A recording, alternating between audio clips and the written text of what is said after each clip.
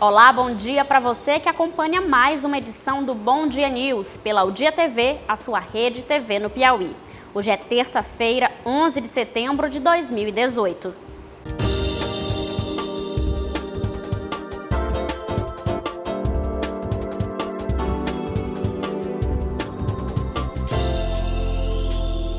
E os principais destaques da versão impressa do jornal O Dia de hoje são: o Ministério Público Federal divulgou um balanço das ações no ano de 2018. Somente este ano, 13 ex-gestores públicos municipais já foram condenados por improbidade administrativa e crimes de responsabilidade.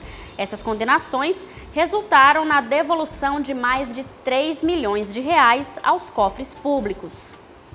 E o Código de Defesa do Consumidor completa hoje 28 anos. Para lembrar a data, o projeto MP em Ação vai realizar uma manhã de atendimento ao público na Praça Rio Branco, centro de Teresina. O ônibus do projeto ficará estacionado em frente à Caixa Econômica Federal. E lembrando que o índice de resolutividade das reclamações que chegam ao PROCON é de 81%. E pelo menos 20 milhões de jovens devem ser vacinados em todo o Brasil contra o HPV. Em Teresina, para atingir a meta, a Fundação Municipal de Saúde convoca pais ou responsáveis para levar suas crianças até os postos de vacinação. A vacina contra o HPV é indicada para meninas entre 9 e 14 anos e para meninos entre 11 e 14 anos de idade. Esses e outros destaques você confere no seu Jornal Dia, líder em credibilidade. E o Ministério Público Federal ajuizou uma ação para impedir que o governador Wellington Dias continue utilizando a imagem do ex-presidente Lula em sua propaganda eleitoral. Veja mais detalhes na reportagem de Maiara Martins. A ação tem como base a decisão do Tribunal Superior Eleitoral, que proibiu a veiculação da imagem do ex-presidente Lula nas propagandas de candidatos nas eleições desse ano. Segundo o procurador regional eleitoral, no Piauí também está havendo uso indevido de imagem de Lula, que teve a candidatura negada pela Justiça Eleitoral. Nós agimos da mesma forma que lá em Brasília, junto ao Tribunal Superior Eleitoral, atuou a Procuradora-Geral da República e Procuradora-Geral Eleitoral nos autos do registro de candidatura do senhor Luiz Inácio Lula da Silva, que é o registro de candidatura número 0600-903, no qual a Corte Suprema Eleitoral do país decidiu que eu mesmo não poderia ser candidato, porque incide lá na restrição da lei das inelegibilidades, com a redação que deu a lei da ficha limpa. Lei essa que, ressalta, foi sancionada pelo próprio senhor Luiz Inácio Lula da Silva quando presidente, ele que assinou a lei. Hoje ele reclama da aplicação, mas foi ele que assinou. Então, lá na linha E do inciso 1º do artigo 1º da referida lei, quem é condenado criminalmente por órgão colegiado está inelegível por 8 anos, a partir dessa decisão. É o caso dele. A imagem de Lula tem sido utilizada exaustivamente pelos candidatos no Piauí. Além do candidato a governador Wellington Dias, os candidatos ao Senado e também candidatos proporcionais da coligação governista têm veiculado imagens de Lula em todo o material de campanha. O procurador ressalta que Lula está inelegível pela lei da ficha limpa e que, portanto, não pode estar sendo utilizado nas campanhas com o objetivo de ludibriar o eleitor. Foi indeferido o registro da candidatura dele e, portanto, foi proibido a participação dele em qualquer ato de campanha como candidato à presidência. Apesar dessa decisão, o que se verifica nacionalmente, que tanto a agremiação política dele, no caso do Partido dos Trabalhadores, como os partidos coligados, tanto nacionalmente como nos estados, aqui no estado do Piauí, se eu não me engano, a coligação local, são vários partidos, mas nacionalmente, se eu não me engano, é PT, PROS e PCdoB. Aqui a coligação é maior. Mas principalmente os partidos que estão coligados nacionalmente, tanto nas eleições majoritárias como proporcionais, vêm reiteradamente explorando, muitas vezes de forma subliminar, subreptícia, insidiosa, usando imagens sonoras, pictográficas, usando jingle de campanha passada, mesmo que não bote lá expressamente, e muitos mesmo assim botam Lula, presidente, desrespeitando a decisão do Tribunal Superior Eleitoral, as pessoas vêm reclamar, vêm questionar se a decisão do Tribunal Superior Eleitoral não está valendo. A ação ainda será apreciada pela Justiça Eleitoral e, se o pedido for acolhido, os candidatos terão que reformular suas propagandas, sem usar imagens e qualquer representações sonoras do ex-candidato. Estamos aguardando a decisão da Justiça depois que a coligação e os responsáveis forem citados. Ele tem legalmente 2 dias para responder e o juiz julga, tem um prazo dele para julgar. Bom, se ele deferir, essa decisão tem que ser cumprida, não é?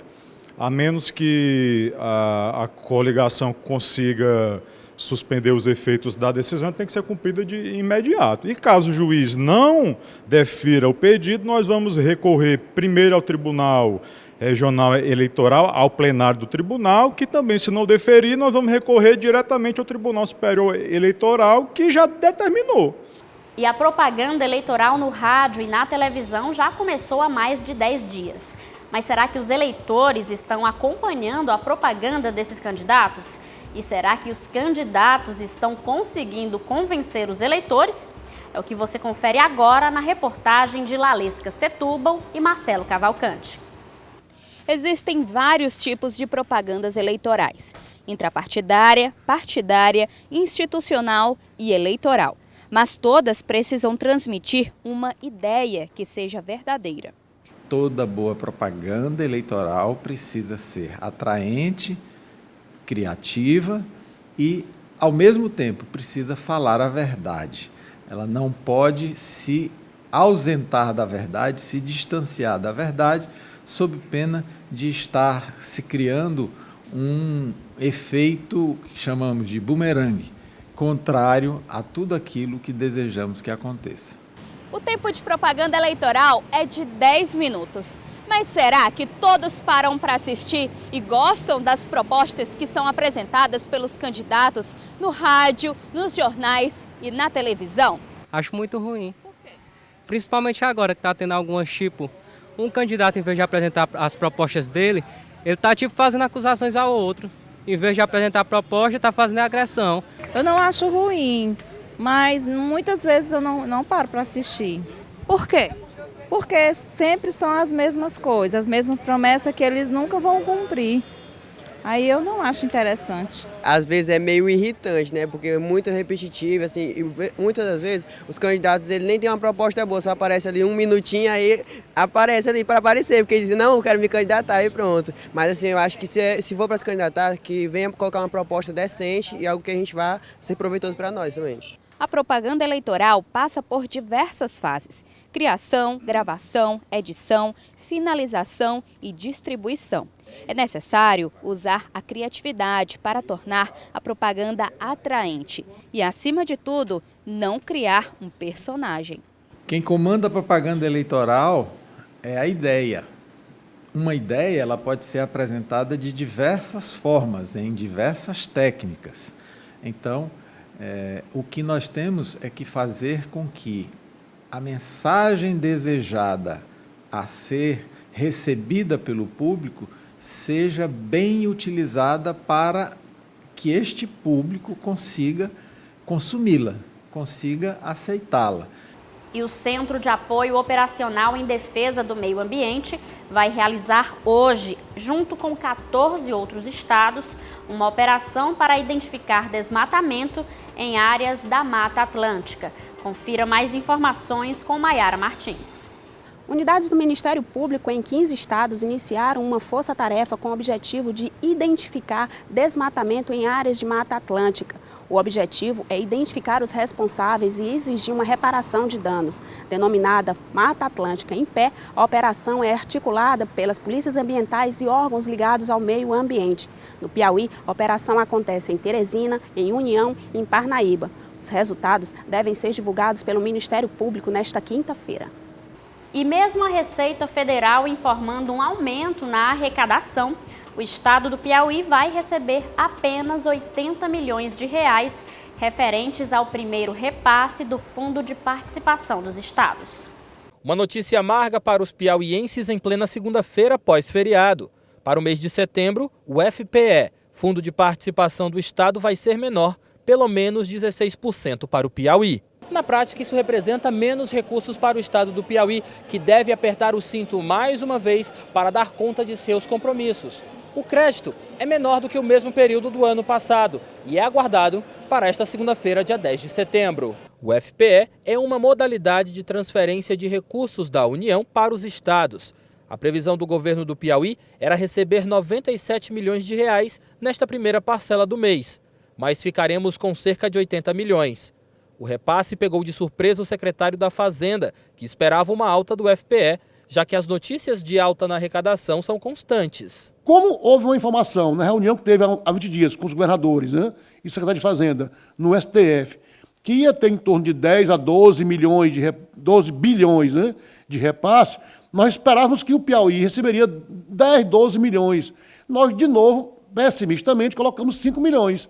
Então, de 92 mais 5, 97, só vieram 80 milhões esse mês. O Piauí, em parceria com todos os estados da região Nordeste e Minas Gerais, já entrou na Justiça para questionar as quedas no Fundo de Participação. Enquanto um resultado concreto não é apresentado, ficam as consequências para a sociedade.